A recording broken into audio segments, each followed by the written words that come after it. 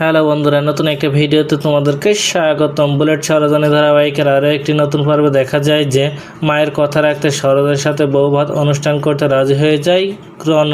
এদিকে সরোজ প্রিয়ার দেওয়া সেই শাড়িটা পরে রণর ঘরে এসে বসে রয়েছে। আর সেই সময় রণ তার নিজের ঘরে এসে সরোজকে এইভাবে কনের সাজে দেখে তাকে অন্য ঘরে গিয়ে থাকতে বলে।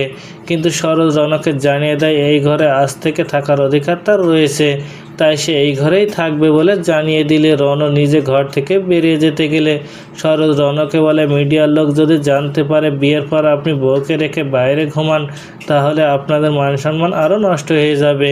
তারপর সরোজের কথা মতো একই ঘরে রাত কাটায় রণ। ওদিকে পরের দিন বাড়িতে রণ আর সরোজের সমস্ত বৌভাত অনুষ্ঠানের আয়োজন করে ফেলে রাগিনী। ওদিকে রণ আগে থেকে অর্ণবকে ফোন করে তার বৌভাত অনুষ্ঠানে আসতে বলেছিল, আর তাই অর্ণব নিজের ভাইয়ের বউকে শুভেচ্ছা জানাবে বলে হাতে একটা ফুলের তোড়া নিয়ে চলে আসে চ্যাটার্জি বাড়িতে। আর রণর বৌভাত অনুষ্ঠানে অর্ণবকে আসতে দেখে অবাক হয়ে যায় বাড়ির সবাই।